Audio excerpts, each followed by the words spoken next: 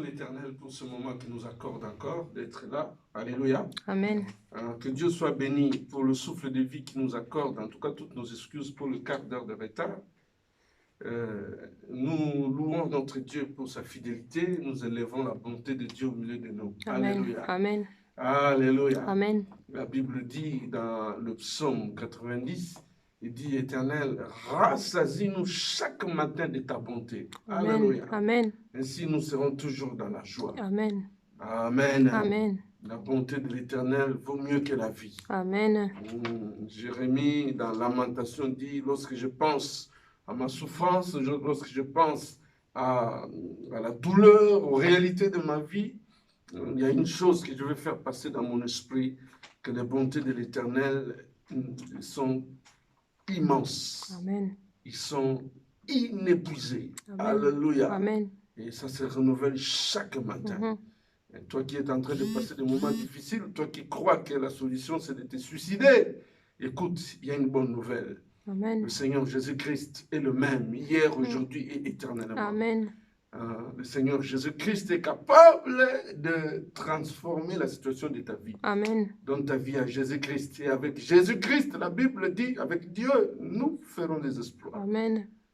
L'évangile est une bonne nouvelle. Ce n'est pas une mauvaise nouvelle, mais c'est une bonne nouvelle. Amen. Qui te donne de l'espérance sur ton lendemain et qui te donne la force de te projeter dans l'avenir. Amen. Amen. Voilà. Donc, nous sommes là pour continuer notre enseignement sur le service de Dieu. Notre dernier point exploité la dernière fois, nous sommes arrivés presque à la fin de notre troisième point sur comment servir Dieu. Nous avons cité toutes les manières que Dieu nous a mis à cœur de pouvoir énoncer au sujet de comment servir Dieu. Nous sommes arrivés au dernier point, c'était le point 8. Le service de Dieu se fait dans l'unité d'esprit, avec le maximum de considération, respect, des grâces, dons des autres. Donc, maximum de respect, maximum de considération. Le travail de Dieu, nous disions la dernière fois, ce n'est pas un travail de compétition. Nous sommes dans la complémentarité, nous sommes dans la diversité des grâces, mais la diversité des grâces ne signifie pas compétition. Alléluia. Amen. La diversité des grâces, la diversité des ministères signifie nous appelle à la complémentarité, à l'unité. D'ailleurs, la Bible dit, tout ça, c'est dans le but de l'édification du corps du Christ, pour l'œuvre du ministère. Édifier le corps du Christ, c'est ainsi, lorsque l'Église arrivera à la stature parfaite du Christ, c'est alors qu'elle sera enlevée. Alléluia. Amen. Dieu donne les grâces, Dieu donne les dons pour l'édification et il n'y a pas de complémentarité, pardon, il n'y a pas de compétition, il n'y a pas que moi je suis plus grand, l'autre il est ceci. Non, non, non, ça c'est pas pour nous les enfants de Dieu. Et justement, dans cette dimension, nous allons aborder le point 4 qui est complémentaire de ce que nous allons dire tout à l'heure. Alors, il nous restait un élément important de compléter sur le comment servir Dieu. Nous allons présenter cet élément et puis après, nous passerons à notre point 4 sur l'évolution dans le service de Dieu. L'évolution dans le service de Dieu. Alors, donc le dernier point complémentaire, donc c'est, nous allons mettre 9, c'est dans Philippiens chapitre 2, verset 3. Donc, Philippiens chapitre 2, Philippiens chapitre 2, verset 3. Donc, je disais, un dernier élément, ce qui nous amènera au point 9, sur le comment servir Dieu. Philippiens chapitre 2. Philippiens chapitre 2, verset 3. Je lis la parole de Dieu dans le livre de Philippiens au chapitre 2, le verset 3, il dit ceci. Ne faites rien par esprit de parti ou par vaine gloire. Alléluia. Amen. Ne faites rien par esprit de parti ou par vaine gloire, mais que l'humilité vous fasse regarder les autres comme étant au-dessus de vous-même. Hein? Donc, le travail de Dieu, le service de Dieu ne se fait pas pour une vaine gloire. Alléluia. Amen. Parce qu'il y a des gloires qui sont vaines, effectivement. 9.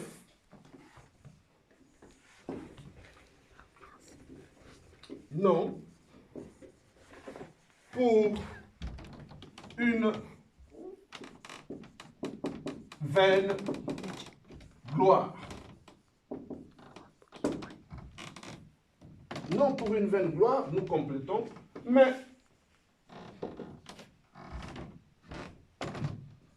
dans l'humilité,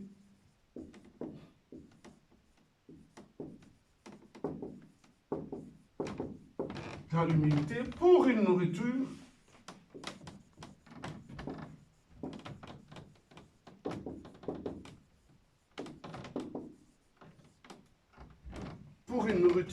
éternelle.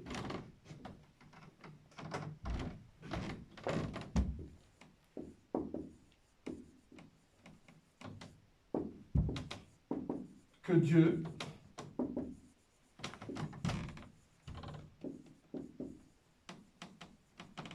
nous accorde. Nous associons cette dernière partie avec Jean chapitre 6, verset 27 que nous avons expliqué la dernière fois. Le travail de Dieu ne se fait pas pour une vaine gloire. C'est vrai, je disais, je dis Philippiens,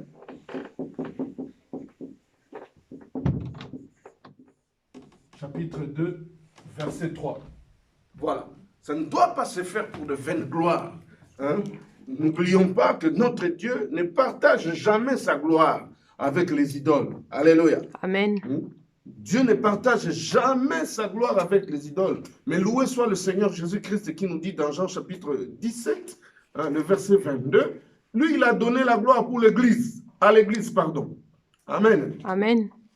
Jean chapitre 17, le verset 22, la Bible dit, je leur ai donné la gloire que tu m'as donnée afin qu'ils soient un, comme nous sommes un. Ésaïe 42, verset 8, dit que Dieu ne partage jamais sa gloire avec les idoles. Mais il a pris cette gloire, le Seigneur Jésus-Christ, il a donné à l'Église, Jean chapitre 17, verset 22, pour l'unité, qu'on soit un. Et donc, quand on est unis, on n'a pas besoin de se tirer. Moi, je dépasse, moi, j'ai une église, j'ai une assemblée, pardon, parce que l'église, elle est unique. J'ai une assemblée qui comporte 10 000 membres, 45 000 membres, et l'autre n'a que 2 membres. Non, le problème n'est pas là. Le plus important, c'est que de toute façon, c'est Dieu qui donne, c'est Dieu qui attire, c'est Dieu qui fait asseoir. Amen. La Bible dit personne ne peut venir à Christ si ce n'est que Dieu lui-même qui peut s'attirer. Amen. Si Dieu te donne une assemblée de 100 000 personnes, nous bénissons le Seigneur. S'il t'a donné une assemblée de 10 personnes, nous bénissons le Seigneur. Le plus important, c'est la fin qui couronne l'œuvre. Hein? Comment tu te donnes pour ces 100 000 personnes pour le paître. Christ a dit, même tu paies mes brebis. Comment tu te donnes pour ces 10 personnes, pour le paître par rapport à l'amour du Christ? Ça, c'est plus important qui va nous couronner. Donc, le travail de Dieu ne se fait pas pour une vaine gloire. Parce que j'ai 5 000, j'ai 50 000, j'ai 120 000 personnes. Non, non, non, non. Non. Hein? Mais dans l'humilité. Pour une nourriture que Dieu nous accorde. Philippiens chapitre 2, verset 3 et Jean chapitre 6, verset 27. Jean 6, verset 27. Donc cet élément était très important pour nous, la question de la vanité des gloires, des gloires, des gloires, des gloires, des gloires, des gloires éphémères. Et d'ailleurs, même ces gloires, bien aimés, ça n'a rien à voir avec celles que Christ donne à l'Église de Jean 17, verset 22. Amen. Amen. Voilà, donc, voilà le 9 éléments que Dieu nous avait mis à cœur pour élucider le concept de comment servir Dieu. Comment servir Dieu. Quelle est la manière?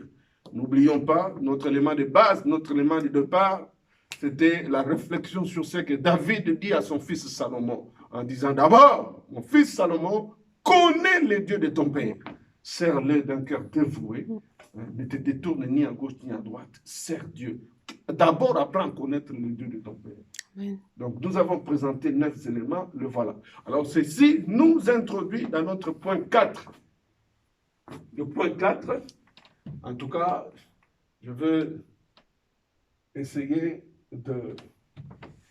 Le point 4 sur l'évolution dans le service. L'évolution dans le service. Évolution.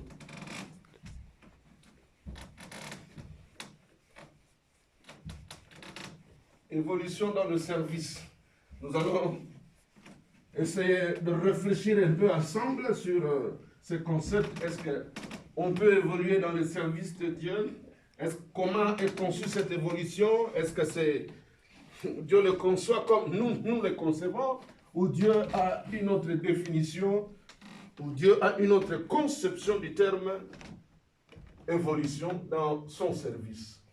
4. Évolution dans le service de Dieu.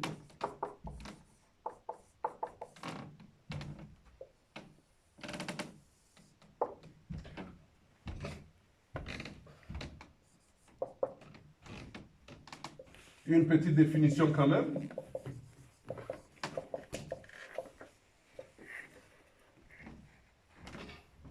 Une évolution, c'est un changement.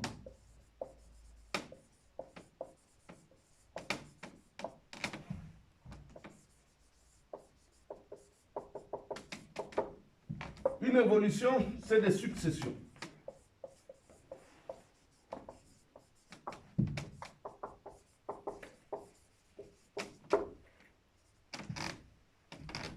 Une évolution, c'est une succession.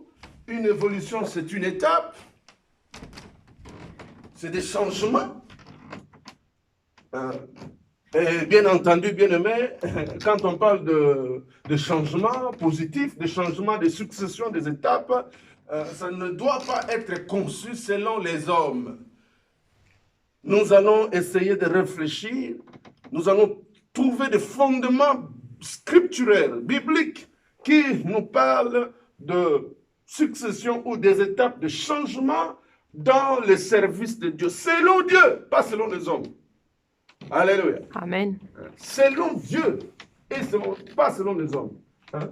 Notre point B, c'est selon Dieu.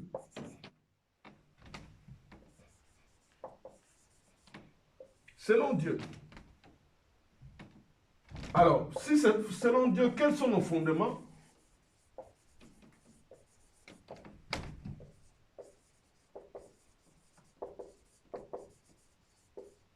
Fondements bibliques. Quels sont les textes bibliques qui parlent de l'évolution dans le service de Dieu? Selon Dieu, pas selon les hommes. Alléluia. Amen. Sachant que nous avons un maître de la moisson, nous avons le propriétaire du champ. Alléluia. Amen. Le propriétaire de l'église. Souvenons-nous, bien-aimés dans le Seigneur, que Jésus-Christ a dit à Pierre, au sujet de la révélation dans Matthieu chapitre 16, au sujet du Fils de l'homme, qu'est-ce que les gens à l'extérieur disent que je suis? Alléluia. Amen. Les gens disent que tu es Jérémie, tu es Jean-Baptiste, tu es ceci. Et inspiré par l'onction divine, la Bible dit que le Saint-Esprit a soufflé à Pierre qui était Jésus-Christ. Alléluia. Amen. Et la réponse du Christ vis-à-vis de Pierre, il dira, toi tu es Pierre, toi tu es Pierre. Mais sur le roc, je bâtirai mon église. Alléluia. Amen. Je bâtirai mon église. Mon église, son église à lui. Donc, il est le propriétaire de l'église. Amen. Et tout le reste, nous ne sommes que des serviteurs, des esclaves, des instruments. Alléluia. Amen. Alors, donc, selon Dieu, quels sont les fondements bibliques qui soutiennent cette notion? Alors, nous allons considérer 3 textes. D'abord, dans le livre de Jean. Fondement biblique. Nous avons Jean, chapitre 13, le verset 13. Nous avons Jean,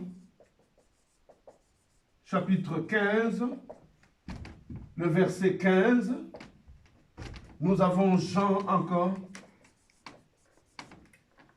chapitre 20, le verset 17.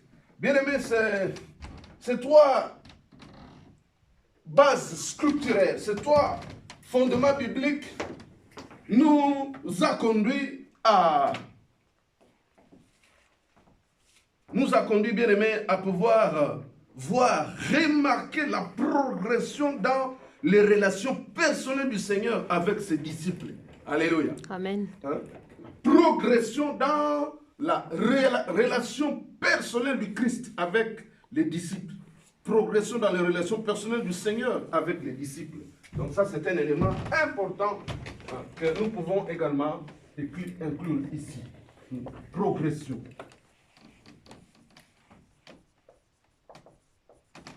Progression dans la relation personnelle avec le Christ. Voilà. J'insiste bien aimé ici, si nous marquons selon Dieu, ce n'est pas selon les hommes, parce que c'est là où nous allons tomber dans le piège de pouvoir dire que moi je suis plus grand, lui le plus petit, moi je suis colonel, moi je suis lieutenant-colonel, moi je suis major, moi je suis ceci. Non, ce n'est pas question ce n'est pas question de grade, voilà. Donc j'insiste là-dessus. Ce n'est pas question de grade, mais c'est une question de progression dans la relation personnelle avec le Christ. Alléluia. Alléluia. Est-ce que je suis avec vous? Amen. Voilà. Donc, notre premier fondement scripturaire, nous lisons Jean chapitre 13. Le verset 13 dit ceci. Il dit, « Vous m'appelez maître et seigneur. Et vous dites bien, car je le suis. » Alléluia. Amen. Ça, c'est le maître qui est en train de parler. Il dit, vous, les disciples, vous m'appelez maître et seigneur, car je le suis. Et vous le dites bien. Amen. Amen. Le disciple appelle le Seigneur Jésus maître. Et quand nous irons plus loin, quand nous allons analyser également à la résurrection de notre Seigneur Jésus-Christ, la première femme qu'elle a rencontrée, Marie de Magdala, lorsque le Seigneur Jésus-Christ l'a appelée Marie, la réaction de Marie, c'était quoi? Elle l'a appelée maître ou Rabouni. Alléluia. Amen. Alors, Jean chapitre 15, verset 15. Jean chapitre 15, verset 15. Bien entendu, je disais, si le disciple appelle le maître, maître, donc eux, c'est des disciples. En d'autres termes, ce sont des esclaves. Est-ce que je suis avec toi? Amen. C'est des esclaves, c'est des serviteurs. Un serviteur, évidemment, c'est un esclave. Amen. Moi, comme je dis, je préfère être esclave de Dieu qu'être esclave du diable. Amen. Alléluia. Amen. Et je préfère être esclave de Dieu qu'être esclave du diable. Jean chapitre 15, le verset 15 dit, « Je ne vous appelle plus serviteur. » Alléluia. Amen. Parce que le serviteur ne sait pas ce que fait son maître. Amen. Amen. Je ne vous appelle plus serviteur parce que le serviteur ne sait pas ce que fait son maître. Mais je vous ai appelé ami parce que je vous ai fait connaître tout ce que j'ai appris de mon Père. Alléluia. Amen. Donc, on quitte le stade de serviteur, le Seigneur dit, je ne vous appelle plus serviteur, mais je vous appelle des amis. Pourquoi? Parce que le serviteur ne sait pas ce que fait son maître. Je vous ai fait connaître tout ce que j'ai appris de mon Père.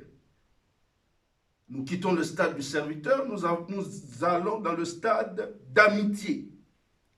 Christ, Dieu lui-même, qui appelle ceux qui quittent le stade de serviteur des amis. Alléluia. Amen. Je n'invente rien, je ne fais que reprendre ce que le maître a dit. Et nous allons entrer en détail.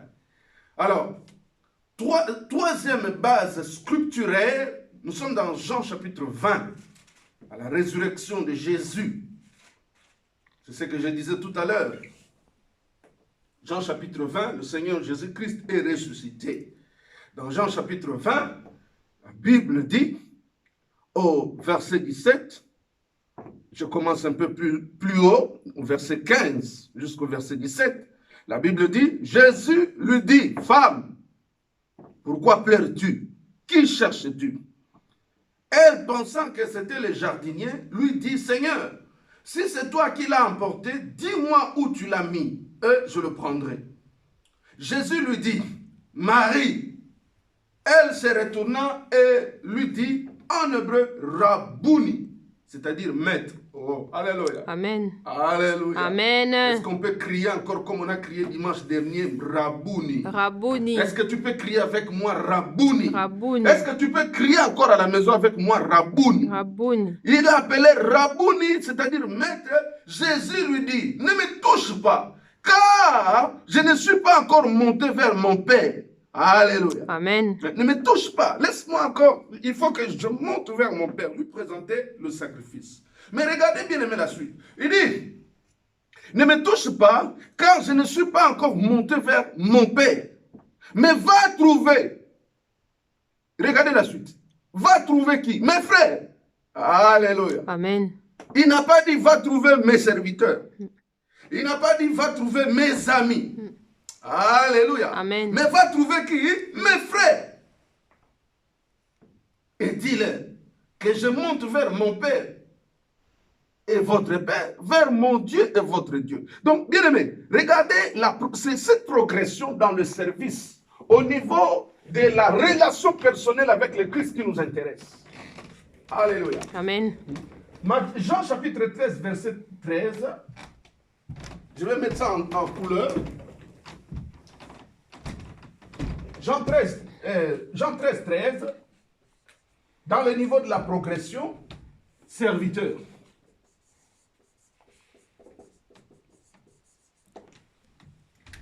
Jean 15, 15, dans la progression, ami.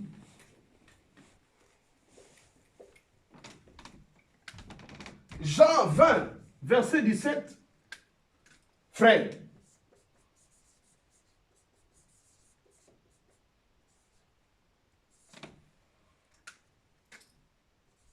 Voilà. Donc, regardez la progression dans la relation personnelle avec le Christ. Il les appelle d'abord des serviteurs, il les appelle amis, et puis il les appelle des frères. Amen. Amen. Ça, c'est très intéressant pour nous, bien-aimés. Ça, c'est très intéressant pour nous. Je disais, quel que soit, c'est à ça que tous ceux qui sont nés de Dieu, la Bible dit dans Jean chapitre 1, verset 12, mais à ceux qui l'ont reçu, à ceux qui croient en son nom, il leur a donné le pouvoir de devenir enfants de Dieu, lesquels ne sont ni de la chaîne ni de la volonté des hommes, mais de Dieu. Bien aimé, quel que soit le ministère, quel que soit les dons et les appels, j'insiste, quel que soit le niveau des dons et des appels, bien aimé, tout ce qui est né de Dieu, bien aimé, tous les enfants de Jean 1, 12 à 13, c'est à ça que nous devons aspirer. Serviteurs, selon Dieu. Je ne parle pas des dons, je ne parle pas des appels. Parmi eux, parmi les 12, ou parmi les 11, si nous voulons, il y avait des prophètes, il y avait des apôtres, il y avait des pasteurs. Alléluia. Amen. Parmi eux, il y avait des pasteurs. On les appelle les 12, des apôtres. Mais dans la profondeur, si tu lis bien les Écritures, parmi eux, il y avait des pasteurs. Quand on va à Jérusalem, Actes des Apôtres, chapitre 15, Jacques était qui? Celui qui gardait, pasteur. Alléluia. Amen. Alléluia. Amen. Mais dans la progression de la relation avec le Seigneur, Jésus, pendant les 3 ans où ils sont restés avec le Seigneur, il les a appelés d'abord des serviteurs, des amis et de frères. Amen. Amen. Alors, entrons un peu dans la profondeur maintenant. Entrons un peu dans la profondeur, essayons d'être beaucoup plus explicites. Pourquoi le Seigneur distingue dans la progression de la relation avec lui? Pourquoi il distingue la notion du serviteur, ami et frère? C'est quoi la différence? Bien-aimé, en réfléchissant, en méditant la parole de Dieu, cette progression, bien-aimé, nous fait voir beaucoup de choses. Alors, essayons de réfléchir dans le Seigneur qui est serviteur.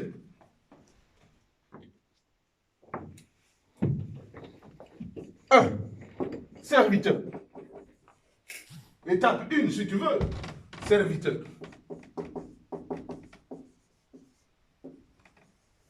Alors, bien-aimé, le Seigneur Jésus dit bien, regarde, le Seigneur Jésus-Christ le dit très bien, il dit dans Jean chapitre 15, il dit, je ne vous appelle plus serviteur. Donc, ils ont commencé par être d'abord serviteurs. Alléluia. Amen. Je ne vous appelle plus serviteur parce que le serviteur ne sait pas ce que fait son maître. Déjà, une grande distinction. On a un maître et on a un serviteur. Un serviteur, c'est un esclave. Alléluia. Amen. Le Seigneur Jésus-Christ lui-même l'explique. Il dit, ben écoutez, si dans une maison, vous avez le maître de la maison, vous avez le serviteur, son esclave. L'esclave, quand on lui dit de faire ceci, il le fait, il obéit. Il n'a même pas besoin de pouvoir demander des explications. Il ne fait qu'obtempérer aux injonctions du maître dans la maison. Mais le Seigneur Jésus, il dit, moi je ne vous appelle plus de serviteur, parce qu'effectivement, le serviteur ne sait pas ce que fait son maître. Le maître reste maître dans sa classe, dans son niveau. Il est le maître de la maison. Bien-aimé dans le Seigneur, est-ce qu'il prendra le temps de pouvoir expliquer à son serviteur, voilà, j'ai ceci, j'ai cela, voici ce que je possède, je prends un cas de figure, ceci comme compte bancaire, non. Voici mes projets, non. Lui, il reste dans son stade de servir, point barre. Bien-aimé, qui est serviteur? Dans cette conception, un serviteur, c'est un esclave.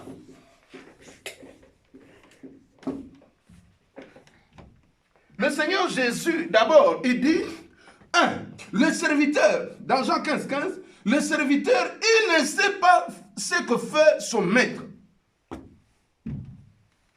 Qu'est-ce qui caractérise le serviteur? C'est l'absence. L'absence de révélation sur ce que fait le maître.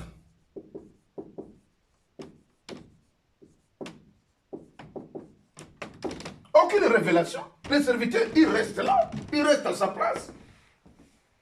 J'étais embauché dans ma maison pour que tu prépares à manger.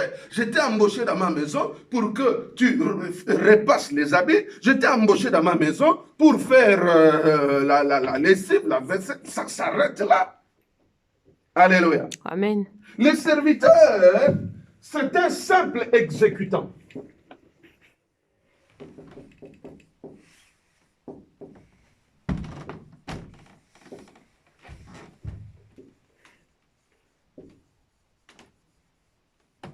C'est un simple exécutant des ordres du maître. Voilà, il exécute, point barre. serviteur n'a aucune participation dans la chaîne de décision. Alléluia. Amen. Il n'a aucune participation dans la décision du maître. Est-ce que je me fais comprendre? Le serviteur n'a aucune participation. Il n'est pas convié lorsque le maître prend sa décision de faire ceci, cela. Le maître de la maison ne va jamais demander conseil à son serviteur, le plus bas. Je veux faire ceci, qu'est-ce que tu penses? Non. Le serviteur n'a aucune participation dans la chaîne de décision du maître. Aucune participation. Aucune participation dans la chaîne de décision.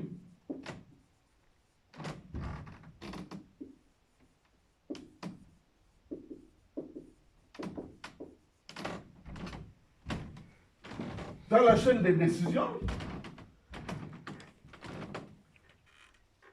il ne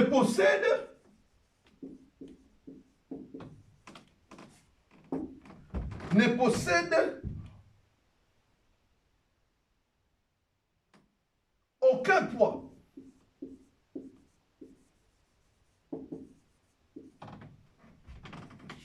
Ne possède aucun poids susceptible d'influencer, ne possède aucun poids susceptible d'influencer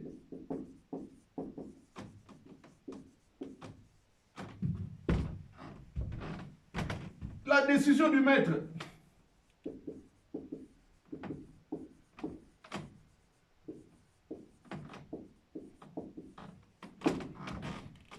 Oh, alléluia. Amen. Hein? Il est esclave. Il n'a aucune révélation sur ce que fait le maître. Il est simple exécutant des ordres du maître. Il n'a aucune participation dans la chaîne de décision du maître. Il ne possède aucun poids susceptible d'influencer la décision du maître. Ça, c'est très important. Très, très, très important, bien aimé dans le Seigneur. Donc, tout ça, c'est Jean chapitre 15, verset 15 qui nous le dit. Il n'a aucune... Il ne peut pas. Il reste là. Il reste à son niveau. Et puis, point bas. Ce qui est différent, bien aimé, dans le Seigneur, des amis de Dieu. Le Seigneur le dit. Le Seigneur Jésus le dit. Je suis dans Jean chapitre 15, donc le verset 15. Il dit, je ne vous appelle plus serviteur parce que le serviteur ne sait pas ce que fait son maître, mais je vous ai appelé ami parce que je vous ai fait connaître tout ce que j'ai appris de mon Père. Voilà. Bien aimé, entre le serviteur et le maître, bien aimé, au niveau de la relation, c'est une relation de verticalité dans la relation. C'est une relation du supérieur à l'inférieur. C'est une relation de hiérarchie. Donc nous avons dans la conception de la relation entre le serviteur et son maître, nous avons la notion de la verticalité. Verticalité de la relation. Donc ça part de là et puis ça part du haut vers le bas. Ou ça part du bas vers le haut. Ça s'arrête là. Verticalité. Verticalité dans la relation. Dans la relation avec le maître. Bien aimé, je reviens ici sur la notion de la participation dans la chaîne de décision. C'est très important. C'est exactement comme dans une entreprise. Là, je sais que ceux qui ont fait le management, la gestion d'entreprise, ils ne vont pas contredire ce que je suis en train de dire. Ou ce que le Seigneur Jésus-Christ est en train de dire. Le serviteur ou l'esclave, il ne participe jamais dans la chaîne de décision. Quand il est question de prendre des décisions importantes pour propulser l'entreprise, bien aimé, ils ne prennent jamais de position. On ne va jamais demander à ceux qui sont au bas niveau leur point de vue. Et ils font quoi? Ils subissent. Ils subissent les décisions qui sont prises là-haut. Alléluia. Amen. Ils subissent. Et la relation avec le maître, c'est une conception de verticalité dans la relation avec le maître. Ça part du haut vers le bas. Et ça part du bas vers le haut. Il n'y a pas d'horizontalité. Alléluia. Amen. Il n'y a pas d'horizontalité. En tout cas, je prie le Saint-Esprit de bien nous aider à pouvoir comprendre cette partie. Le serviteur sera un esclave. Il n'a aucune révélation sur ce que fait le maître. Il est un simple exécutant des ordres du maître. Il n'a aucune participation dans la chaîne de décision. Il ne possède aucun poids susceptible d'influencer la décision du maître. Sa relation avec le maître, c'est une relation de verticalité. Alléluia. Amen.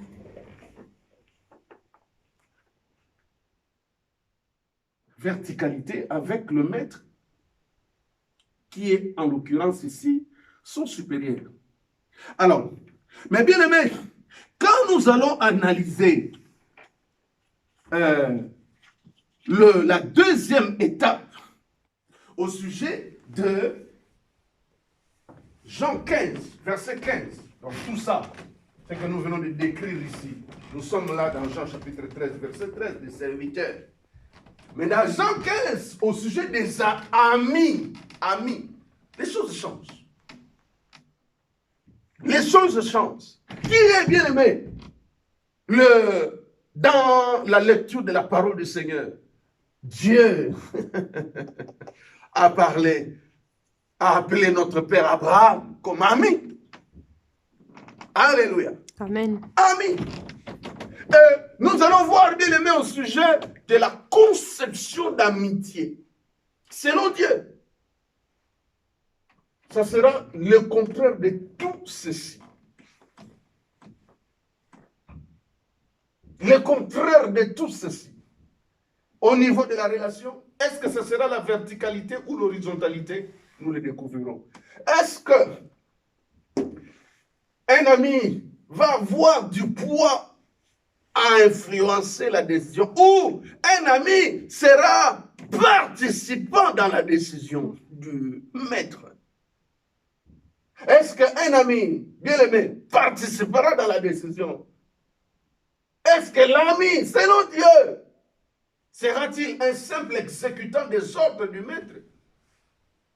Ou déjà, quand il participe dans la décision, il n'est plus exécutant. L'ami n'a pas l'absence de révélation de ce que fait le maître. L'ami est différent. C'est pourquoi Dieu dira, allons-nous cacher à notre ami Abraham ce que nous allons faire dans Sodome et Gomorrhe? Alléluia. Amen. Il ne faut pas qu'on le lui cache. Il faut qu'on lui révèle ce que nous allons faire là-bas. Mais, avant d'arriver au stade d'amis, avant d'arriver au stade d'amis, quels sont les éléments inducteurs? Éléments inducteurs. Donc, nous passons maintenant au stade de l'amitié. Toutes mes excuses, je suis obligé d'effacer. Vraiment, je suis obligé d'effacer.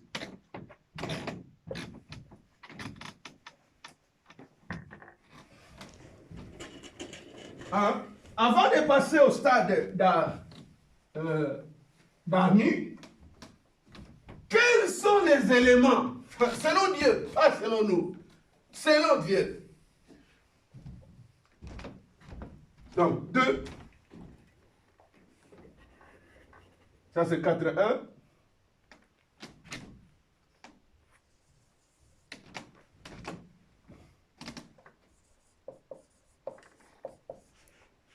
Ami. Amitié.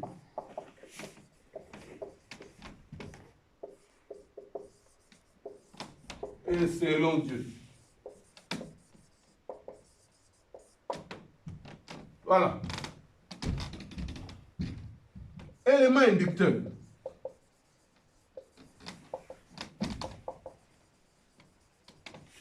Élément inducteur. Qu'est-ce qui te fera partir, bien-aimé, du stade des serviteurs à être considéré dans l'amitié avec Dieu, comme ami de Dieu? Je vais lire le texte d'abord. Nous avons parlé tout à l'heure de notre père Abraham, dans Jean chapitre 15.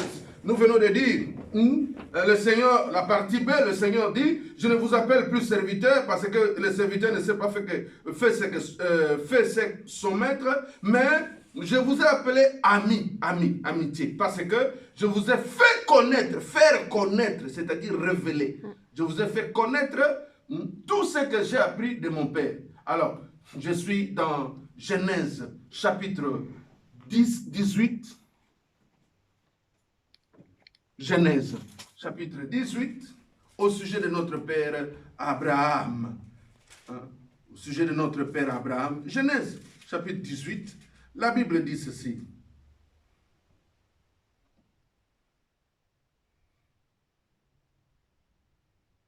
Alors l'Éternel dit,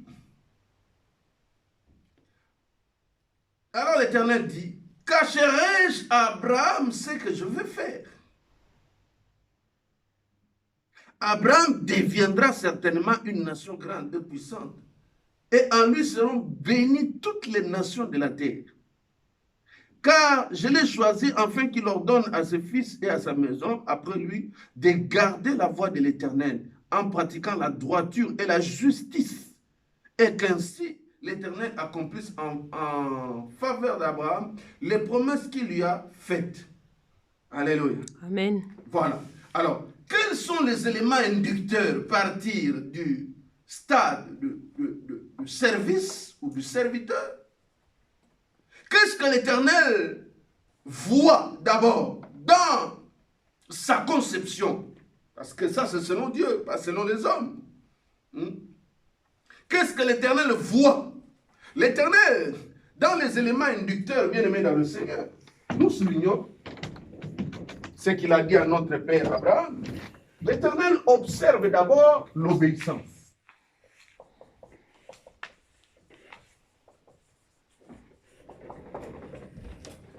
L'Éternel observe l'intégrité. L'Éternel observe le respect.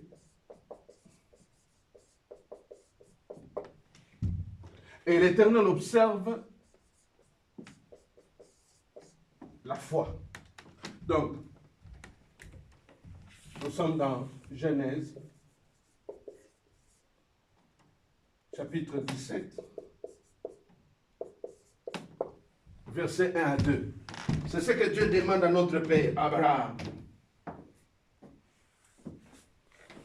Et d'ailleurs, la parole de Dieu dit aussi dans le livre d'Amos que l'Éternel ne fait rien sans avoir révélé son secret à ses serviteurs. Est-ce que je suis avec toi? Amen. Donc, ce qui va induire, bien-aimé, pendant les 3 ans où les disciples, les serviteurs, sont restés avec le Seigneur Jésus-Christ. L'Éternel a vu ça. L'Éternel a vu ça. L'Éternel a vu ça et l'Éternel a vu ça. La foi, le respect, l'intégrité, l'obéissance. Pendant tout ce temps de marche avec Dieu, le père Abraham est resté obéissant.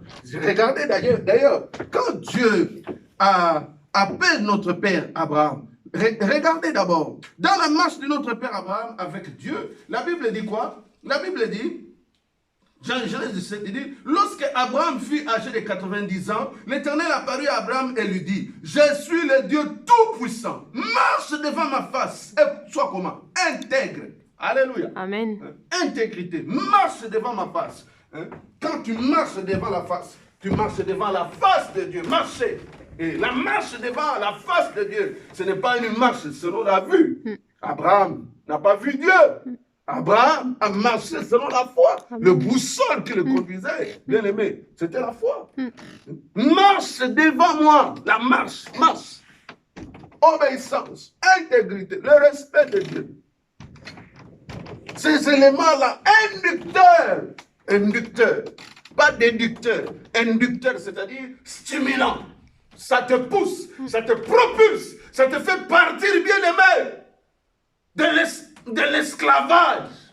Ah, alléluia. Amen. Ça te fait quitter, ça te propulse dans la révélation.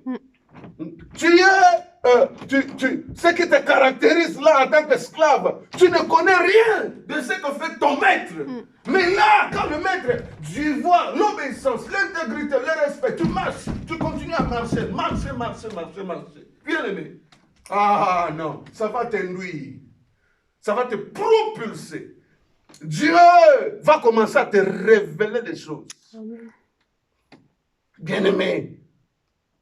Est-ce que Dieu avait-il, écoutez la question, est-ce que Dieu était-il obligé de pouvoir dire à Abraham ce qu'il allait faire là? Non, non. Il est souverain. Mais lorsqu'il regarde, non. Il m'a fait manger. Il marche devant moi avec obéissance. Il est intègre. Il me respecte. Il a gardé la foi en moi. Non, il faut que je lui révèle ce que je vais faire là-bas. Alléluia. Amen. Il est ami. Amen. Amen. Il est ami. Bien entendu, bien aimé, quand on parle d'amis, ce n'est pas que je peux dire n'importe quoi. Non, il reste d'abord un fait dévorant. Oh, alléluia. Amen. Il reste d'abord un fait dévorant. Quoique lui, il m'appelle ami, moi, pardon. La crainte vis-à-vis de lui. Hébreux 12, 29. Parce que c'est un feu qui dévore. Deutéronome 4, 24. C'est un feu qui dévore. Ce n'est pas que je le considère comme mon ami. Ok. Diacre Dédé, ou bien ancien Kim, ou bien Papa Jacques. Non, attention. Alléluia. Amen. Hébreux 12, 29. Deutéronome 4, 24. C'est un feu qui dévore. C'est lui qui dit dans sa parole, je ne vous appelle plus serviteurs, mais c'est lui qui nous appelle des amis. Amen. Amen.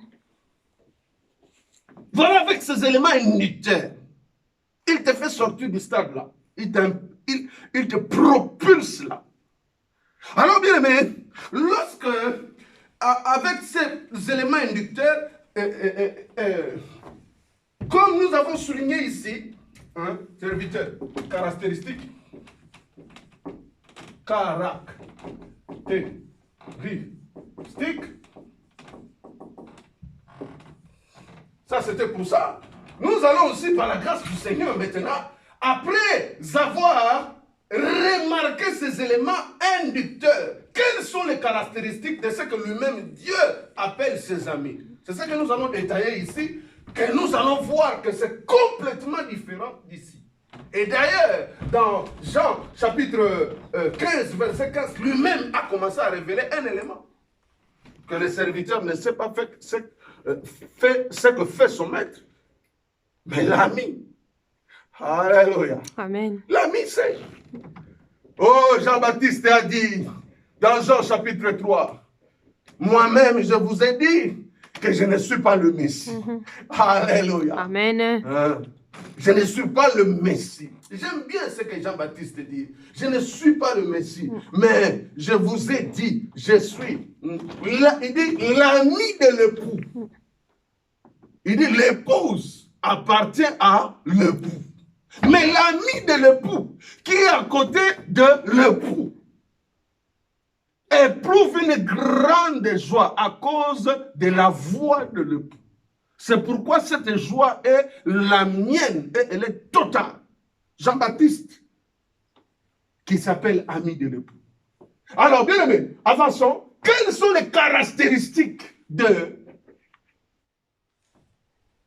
amis, selon Dieu, de Dieu?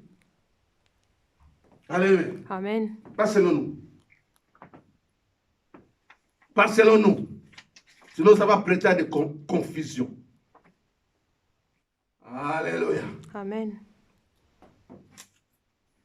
Oh, Saint-Esprit, aide-nous. Voilà. Vraiment désolé, je vais être obligé d'effacer ici.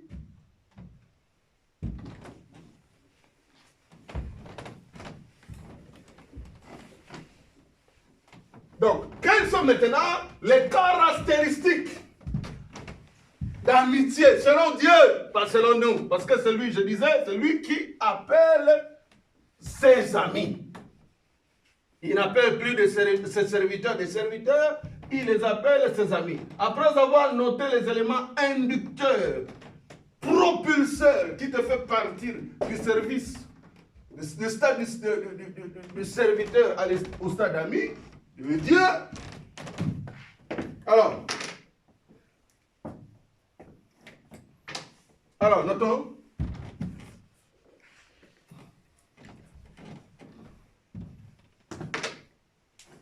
Donc, phase 2, hein.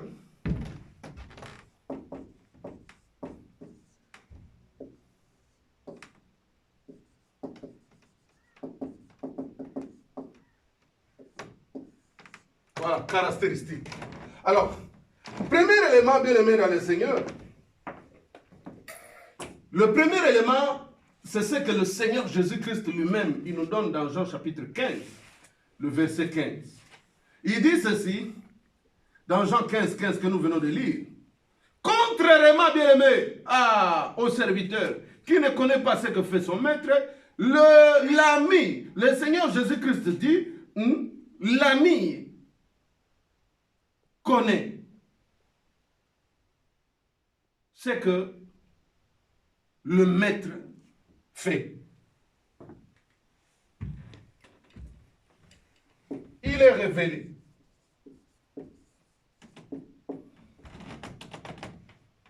Il est révélé, il est informé sur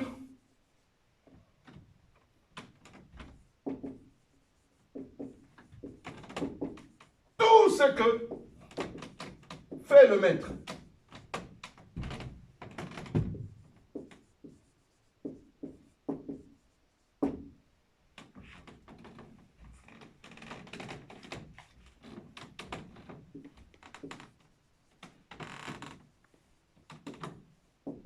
Plus de secret.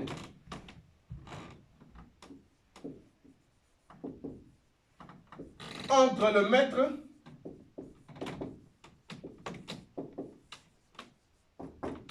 ça c'est le Seigneur Jésus-Christ qui l'a dit. Je vous ai tout dit. Je ne vous ai rien caché. Sur tout ce que mon Père m'a appris, je vous l'ai dit. Je ne vous ai rien caché.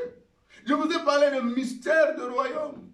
Je vous ai parlé du travail que je suis venu accomplir. Je n'ai rien caché. Comme Dieu, le Père, voyant l'obéissance, l'intégrité, le respect, la foi de notre Père Abraham, dira, allons-nous cacher à Abraham ce que nous allons faire dans Sodome et Gomorrhe? Non. Comment le Père Abraham allait-il entrer dans une intercession de forte envergure? Non. Amen, amen, amen. Amen. Alors, bien aimé, l'ami, il est participant.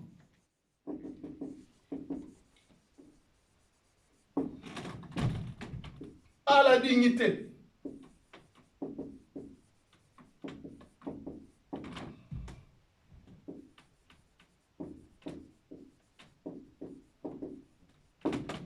à la dignité du maître.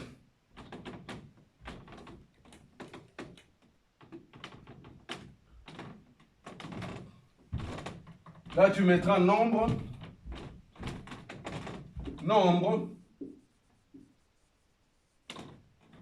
chapitre 27, le verset 20. Tu mettras aussi Jean, chapitre 3, le verset 29. L'ami, en lien avec Jean chapitre 15, l'ami a un niveau de connaissance très élevé du maître.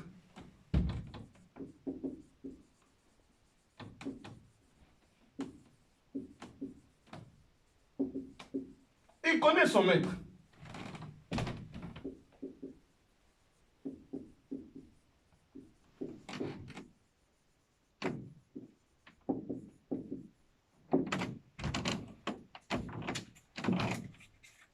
L'ami est participant. Il est participant à la chaîne de décision.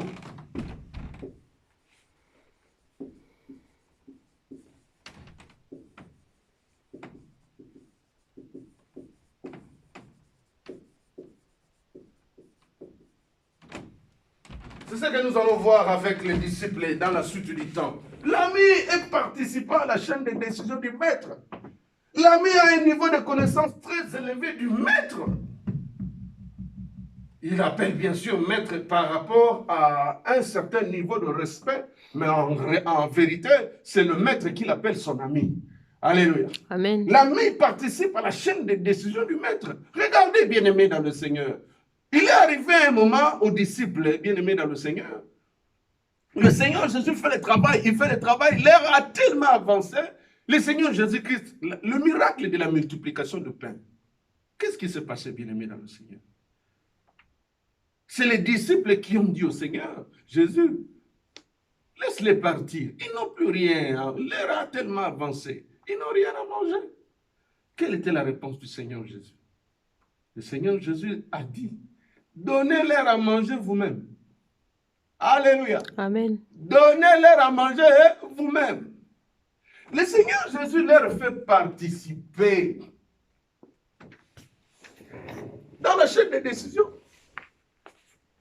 Parce que quand vous prenez une décision, il faut passer à l'action. Est-ce que je suis avec toi? Amen. Donnez-leur à manger vous-même. Et d'ailleurs, bien aimé dans le Seigneur, une autre dimension dans la prise de décision. Regarde, le Seigneur Jésus-Christ dira aux disciples, il dira, vous, lorsque je reviendrai dans ma gloire, vous allez vous asseoir sur 12 trônes et vous jugerez les 12 tribus d'Israël. Quand on parle du jugement, vous allez juger les 12 tribus d'Israël. Qu'est-ce qu'il leur fait? Il leur fait participer à la prise de décision. Parce que tu ne peux pas juger sans avoir pris une décision. Comme ils sont ses amis, il leur fait participer à la prise de décision. Donc, l'ami participe à la chaîne de décision. Puisqu'il a un niveau de connaissance très élevé du maître. Puisqu'il est participant à la dignité du maître. Parce que là, bien aimé, la participation à la dignité du maître, c'est Moïse qui intercède auprès de Dieu. Oui, tu m'as fait voir le pays de loin. Tu me dis que je ne partirai pas, d'accord. Mais choisis, il est intéressant que tu choisisses parmi le peuple un homme qui demeure comme le pasteur de toutes ces brebis. Plus de 600 000 personnes. Moi, tu me dis, je n'entrerai pas dans la terre promise, d'accord. Mais Seigneur, choisis un homme. Choisis un homme qui sortira devant le peuple ou qui entrera aussi avec le peuple. Lisons un peu cette écriture. Elle est hyper importante pour nous. Nombre chapitre 27. Nombre chapitre 27. La Bible dit ceci.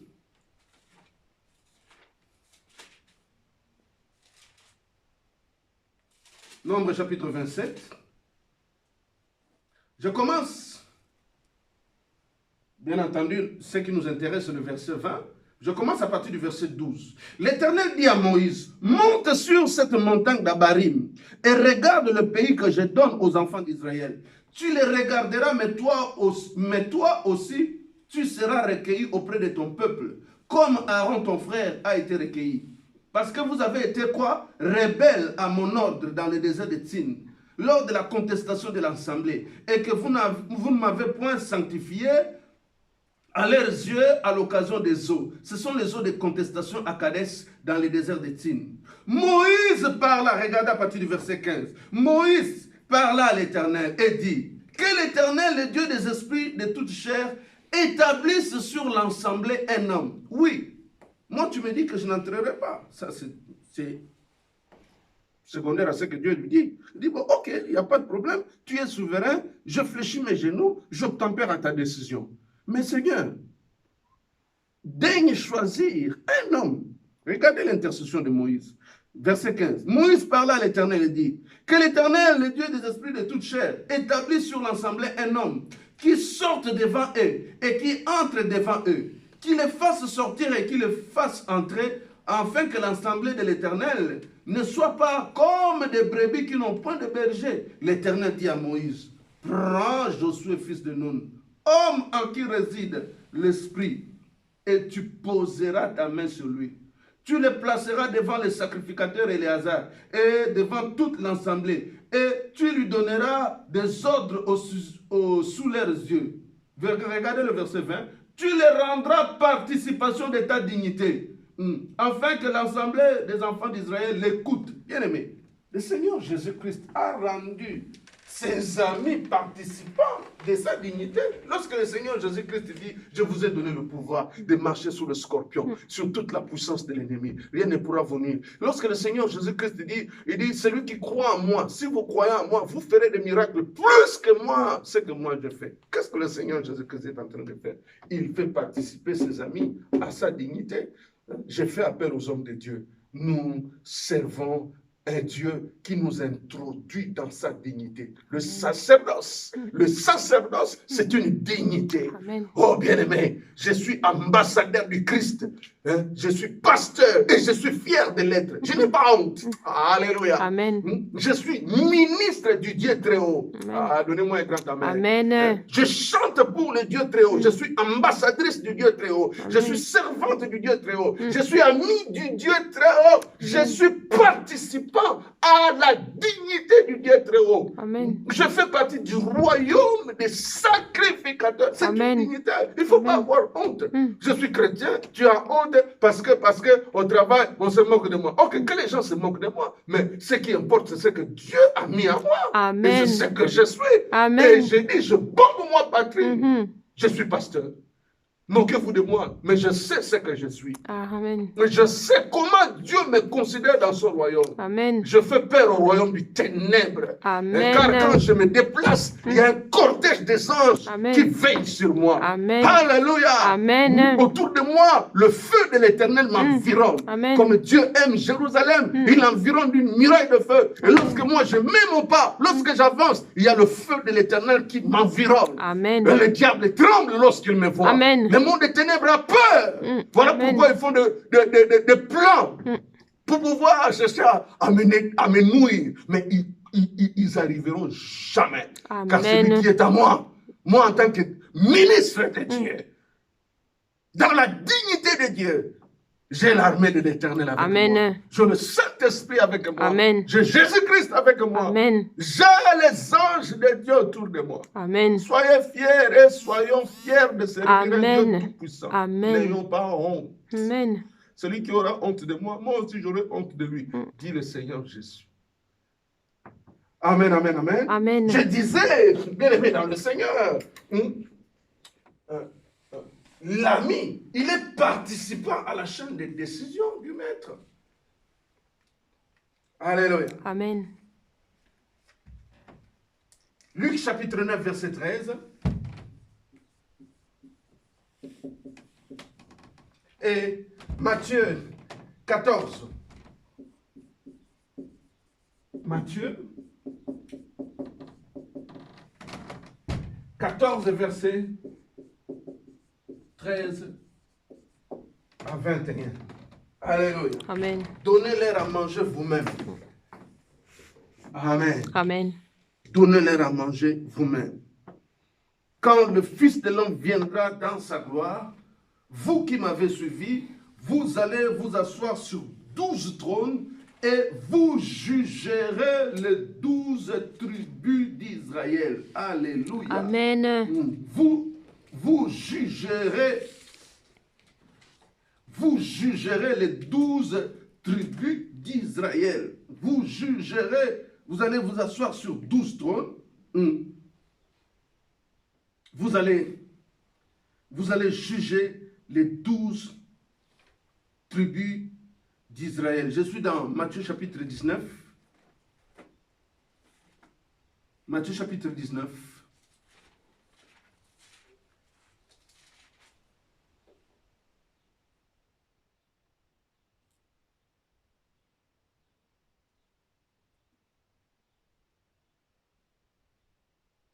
Pierre prenant la parole, je suis à partir du verset 27. Pierre prenant alors la parole, lui dit, voici nous avons tout quitté et nous t'avons suivi. Quand sera-t-il pour nous? Écoutez le verset 28. Jésus leur répondit, je vous l'ai dit, en vérité, quand le Fils de l'homme au renouvellement de toutes choses sera assis sur le trône de sa gloire, vous qui m'avez suivi, vous serez de même assis sur 12 trônes. Et vous ferez quoi? Vous jugerez les 12 tribus d'Israël. Matthieu 19, 27 à 30.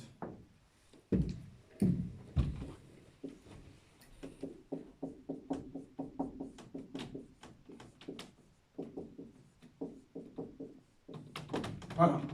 Vous allez juger. Vous allez juger les 12 tribus d'Israël. Pourquoi vous allez juger? Parce que vous participez à la chaîne de décision. Si vous jugez, vous êtes apte. Alléluia. Amen. Vous êtes apte. Vous pouvez prendre des décisions dignes. Alléluia. Amen. Oh maman, oh papa, je prie que dans ton obéissance, dans ton intégrité, dans le respect, dans la foi, dans ta marche avec le Seigneur, tu arrives là. Tu arrives là. C'est étonnant, toi, encore en qualité de serviteur. Au servir Nzambe na matindika. Alléluia. Amen. On doit te pousser au jeûne, au veiller, au donner l'offrande. Il y a des choses quand on a grandi, bien aimé, on n'a plus à discuter. On donne ta dîme, bien aimé. Il y a des choses quand on a grandi, on n'a pas à discuter. Quand on a mûri, bien aimé, Dieu ne peut pas te donner la responsabilité de prendre une décision, de juger, bien aimé, si tu n'arrives pas à la maturité. Si tu n'arrives pas à la maturité, tu ne peux pas participer à la chaîne de décision de Dieu, t'asseoir sur un trône et juger. La Bible dit de même pour l'Église.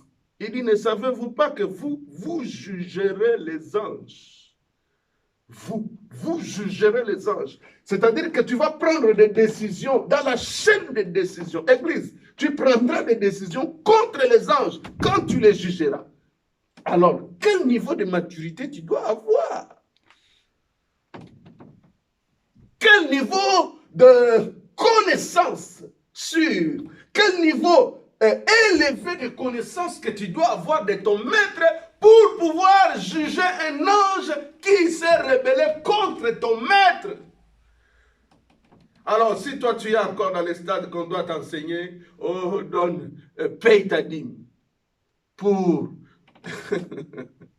pour la maison de l'Éternel, pour qu'il ne manque pas de la nourriture, pour qu'on paye la facture, pour qu'on paye l'eau, pour que tu vas aux toilettes, tu tires la chasse, l'eau au fêlé, gratuit c'est-à-dire.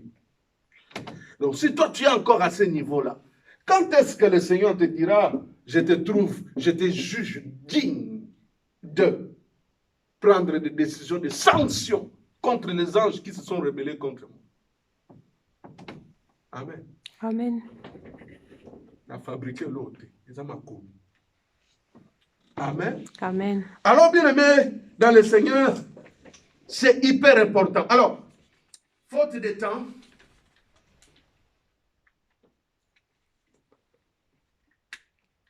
il y a juste un élément. Il y a juste un élément que nous allons souligner ici au sujet de l'ami. C'est Proverbe chapitre 17, verset 17 et Jean chapitre 21, verset 15. Hein? L'ami. L'ami. L'ami.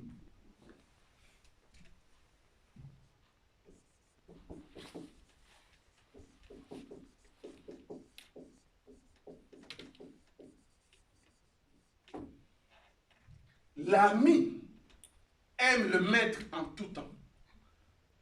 Alléluia. Amen. L'ami aime le maître en tout temps. Proverbe 17, 17.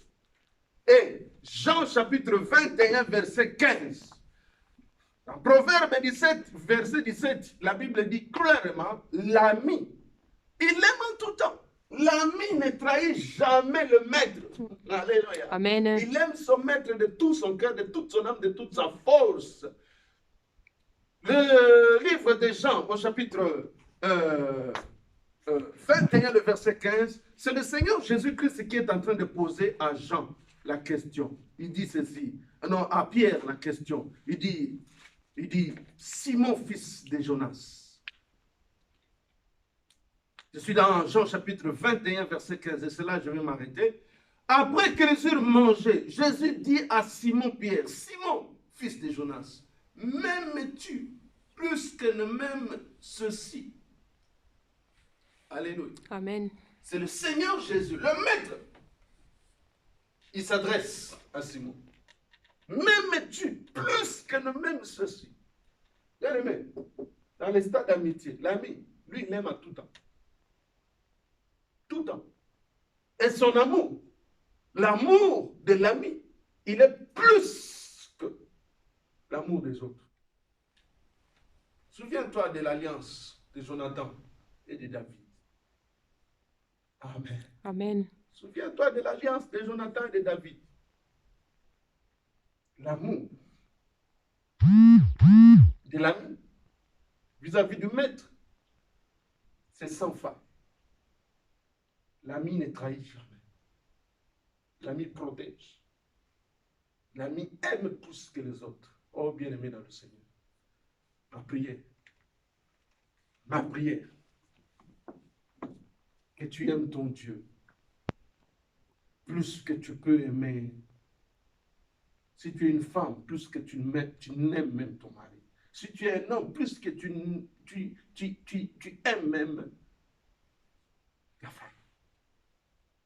L'amour de Dieu. Tu aimeras l'Éternel de toute ton âme, de toute ta force, de tout ton cœur. Au-dessus. Le Seigneur Jésus-Christ a été clair avec Simon, fils de Jonas. Plus qu'on ne même ceci. Bien aimé, l'amour se voit. L'amour donne. L'amour ne calcule pas. Amen. Amen. Amen.